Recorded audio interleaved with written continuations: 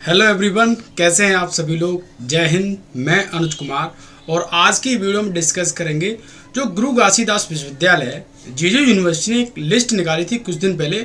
उसमें कई सारे स्टूडेंट्स के नेम थे, तो वो समझ नहीं पा रहे हैं कि किसका सिलेक्शन हुआ है, आगे क्या करना है।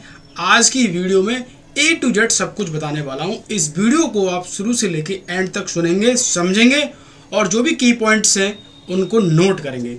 तो सबसे पहले मैं आपको बताना चाहूँगा, जो लिस्ट इन्होंने जीजू यूनिवर्सिटी ने जो शेयर कर रखी है BPED की और MPED की, और उसमें लगभग मैं बात करूँ 200 250 300 बच्चों का जो भी है लिस्ट में नेम है।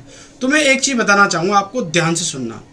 जिन जिन स्टूडेंट्स का उस लिस्ट में नेम है और आपके पास एक दोबारा से मेल आया होगा कि आपको इतनी डेट में काउंसलिंग के लिए जाना है, और उस जो नोटिस आया आपके पास, जो मेल आया, उसमें सारी चीज़ें मेंशन होंगी। उसमें A to Z डॉक्यूमेंट होंगे। जैसे मैं बात करूं 10th class, 12th class, graduation, अगर BPED में एडमिशन लेने जा रहे हैं तो ग्रेजुएशन की आपकी फाइनल ईयर की marksheet, TC, character certificate, migration certificate, EWS certificate, caste certificate और आपका इनकम जो वाला सर्टिफिकेट होता है वो भी। तो ओवरऑल ये सारे डॉक्यूमेंट्स लेकर जाने हैं। बहुत सारे स्टूडेंट्स का जो है मेरे को बार बार पर मैसेज कॉल आ रहा है कि सर मेरे तो फाइनल ईयर के एग्ज़ाम ही नहीं हुए, मेरी तो 4th सेमेस्टर की या फाइनल ईयर की मार्कशीट अभी आई नहीं है, वो जुलाई के लास्ट में आएगी या मिड में आएगी, ये काउंसलिंग पहले है। तो मैं आप सभी लोगों को बताना चाहूँगा, किसी भी स्टूडेंट्स को परेशान नहीं होना है। सबसे पहले आपको क्या करना है, जो भी हमारे जो कंपलसरी डॉक्यूमेंट्स होते हैं, जैसे मैं बात करूँ 10th 12th, अगेन रिपीट कर रहा हूँ, और उसके साथ आपकी कास्ट, मैं बात करूँ SC ST OBC, EWS, income certificate, TC, migration आपको जब तक नहीं मिलेगी जब तक आपका पूरा फाइनल नहीं हो जाएगा, क्योंकि आप फाइनल में। तो ये भी एक अपने आप में क्वेश्चन बनता है। तो आप अपने डिपार्टमेंट से, यूनिवर्सिटी से एक, हम बोल सकते हैं, एक एप्लीकेशन लिखवा कर लेकर आएंगे कि इतनी डेट में हमारा रिजल्ट आएगा और इतनी डेट में हम अपने स्टूडेंट्स को, अपने बच्चों को, अपने छात्रों को शेयर कर देंगे। तो कृपया इसको एडमिशन देने की जो है हम्बल रिक्वेस्ट, जो भी है कृपया करें, जो भी है।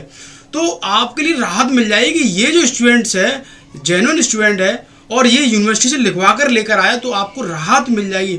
और ऐसे बहुत सारे स्टूडेंट्स हैं जिनका भी हम बोल सकते हैं फाइनल ईयर का एग्ज़ाम ही नहीं हुआ है, क्योंकि इस बात को आप अच्छी तरीके से जानते हैं, कोविड की वजह से एग्ज़ाम जो है राइट टाइम पर नहीं हो पा रहे। कुछ यूनिवर्सिटियां तो बैलेंस में हो गई हैं, मतलब जो राइट टाइम पर एग्ज़ाम कंडक्ट कराती थी तो वो तो करा रही हैं। कुछ यूनिवर्सिटियां, कॉलेज या इंस्टीट्यूट अभी बचे हुए हैं जो भी इम्बैलेंस चल रहे हैं, मीन्स राइट टाइम पर रिजल्ट नहीं निकल पा रहा है, उनका शेयर नहीं हो पा रहा है। तो इसकी वजह से बहुत सारे स्टूडेंट्स का जो सिलेक्शन रुक जा रहा है। अब जीजू यूनिवर्सिटी तो आपको एक टाइम देगी कि आप 2 से 3 महीने में आप डॉक्यूमेंट जमा कर देंगे तो आपका एडमिशन बच जाएगा। अगर आप उस डेट में नहीं जमा कर पाते हैं तो आपका एडमिशन कैंसिल हो जाएगा। सेम BHU भी टाइम देती है, बट दिल्ली यूनिवर्सिटी जो है, अभी आप जो है जुलाई में PFT देने के लिए जाओगे तो दिल्ली यूनिवर्सिटी जो है आपको बिल्कुल भी राहत नहीं देगी। उसके लिए तो सारे डॉक्यूमेंट्स एकदम कंप्लीट होने चाहिए, अगर नहीं है तो आपका एडमिशन कैंसिल हो जाएगा। जीजू यूनिवर्सिटी में जितने भी हमारे स्टूडेंट्स हैं जो काउंसलिंग कराने के लिए जाएंगे, जो डेट दे रखी है उस डेट को आपको काउंसलिंग कराने के लिए हर हालत में जाना है। और ये मत सोचना सर मेरे नंबर इतने कम है, मेरा हो पाएगा या नहीं हो पाएगा। मेरे पास लगातार मैसेज कॉल आ रहे हैं।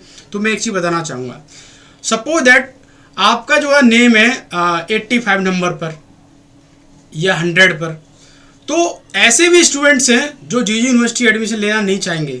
उनका DU में हो जाएगा, BHU में हो जाएगा, HNBG में हो जाएगा, कोई पंजाब चला जाएगा। तो बहुत सारे स्टूडेंट जो है हम बोल सकते हैं कम रह जाते हैं। तो आपको अपनी जो लड़ाई है ना, एंड तक लड़नी है, जब तक सारी चीज़ें कंप्लीट ना हो जाए। पहले से ही सब कुछ छोड़ देना नहीं है, याद रखें इस बात को, क्योंकि बहुत सारे ऐसे स्टूडेंट्स होते हैं उनमें छोड़ देते हैं हमारा तो हो नहीं पाएगा। क्योंकि जीजू यूनिवर्सिटी क्या है, फर्स्ट, सेकंड, थर्ड 3 लिस्ट जो है आपको शेयर करती है, याद रखना। बाकी कोई भी यूनिवर्सिटी ऐसी नहीं है जो 3 लिस्ट शेयर करे। पहली लिस्ट में सब कुछ काम हो जाता है, बात का कोई लफड़ा नहीं है। A to Z डॉक्यूमेंट लेकर जाओ। तो मैं समझता हूँ अब आपके डाउट्स क्लियर हो गए। फिर भी अगर आपका कोई भी डाउट है तो प्लीज़ मुझे कमेंट करना, मैं जल्दी आपको शेयर करूँगा। तो मिलते हैं नेक्स्ट इन्फॉर्मेशन के साथ। Thank you. जय हिंद।